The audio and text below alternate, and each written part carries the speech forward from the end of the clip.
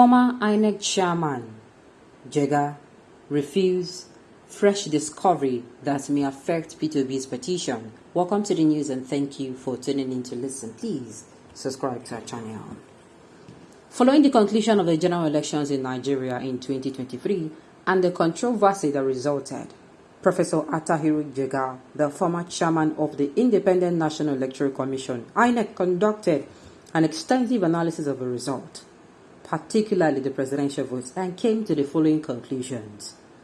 He said, Asiwaju Bola Tinubu got only 37 of the votes, down from the 56% that Buhari got in 2019. In 2019, there was a two-horse race between the All Progressive Congress and the People Democratic Party candidates. In 2023, was at last a four-horse race between the APC, PDP, LP, and NNPP candidates. This was the first time since 2007 that we had more than two major candidates in the presidential election, and the first time since 1983 that we had up to four major candidates in such a race. The top four candidates in this election got 37%, 29%, 25%, and 6% respectively. This compares closely with 1979 when Shagari got 34%, Awo got 29%, Zik got 16%, Aminu Kano got 10.28%, and Waziri Ibrahim got 10%, he added. However, the top three runners in this race got a combined 60% of the votes. That is impressive, but then they only have themselves to blame that they did not present a united front before the election. They only tried to present a united front to contest the result. It is a case of locking the stables after the horses have bolted. Would they have made 60% of the vote if they had united behind a single candidate? Anybody guess? Tinubu's party dived into election controlling the federal and 21 state government. In the event, he only won 12 states outright. PDP Atiku Abubakar also won 12 states. Labour Party's Obi won 12 states outright, FCT included. NNPP's Kwankwaso won outright in one state, he narrated. So how did Tinubu win the race? Very simple answer. The number of states that a candidate wins outright is important. Equally important is the number of states in which he came second. Also very important is he came second with only a narrow margin in most of them. Tinubu won 12 states outright, which are Zamfara, Jigawa, Borno, Niger, Kwara, Kogi, Benue, Ekiti, Oyo, Ogun, Ondo, and Rivers. He came second in 19 states: Kebbi, Sokoto, Kaduna, Katsina, Kano, Gombe, Bauchi, Yobe, Taraba, Nasarawa, Plateau, Adamawa, Osun, Lagos, Cross River, Akwa Ibom, Edo, Imo, and Ebonyi, he narrated. In many cases, the margins of loss were very small, only 3,000 votes in Sokoto, 12,000 in Katsina, and equally narrow margins in Osun and Lagos. Tinubu came second to Kwankwaso in Kano, second to Atiku in most of the states, the later one, and second to Obi in Lagos, Ebonyi, Imo, and Edo. This was exactly how Alhaji Shehu Shagari won the presidency in 1979. He won outright in 9 states out of 19: Sokoto, Kaduna, Niger, Bauchi, Benue, Kwara, Rivers, and Cross River. He won in Kaduna and Gongola, even though his party lost the governorship elections there 2 weeks earlier, what in those days was called the bandwagon effect.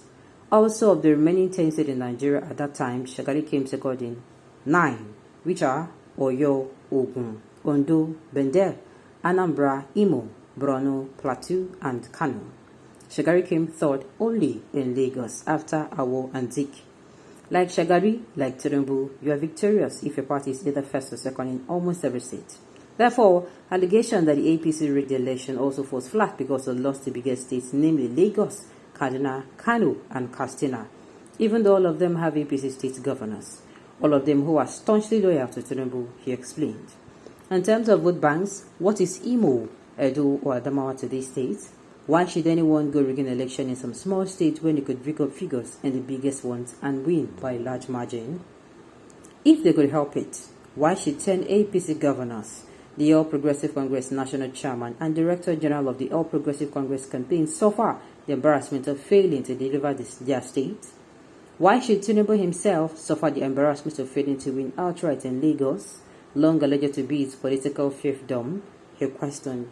All this one you are saying, oh, brother, Uncle Jega, sincerely, I am still saying it. If Tinubu won fair and squarely, it should be proven. Because there is no fair and square here. There is absolutely no fair and square.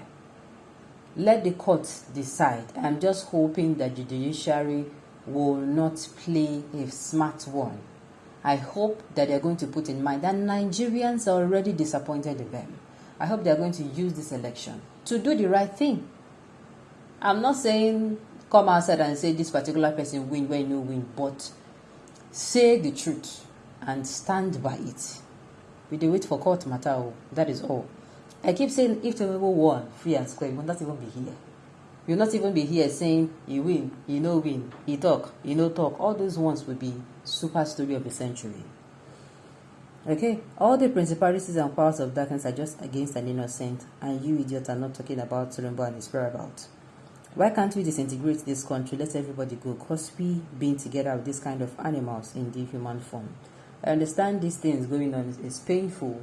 Sincerely, a lot is going on in our country. If you're not catching up, you're not going to understand. Jega, you failed to mention that Inec aborted the election procedure midway. If APC lost in their struggle, what makes you think they won and the state credited to them? It clearly shows an anomaly. Majority of Nigerians rejected APC, so an analysis should be on why they won.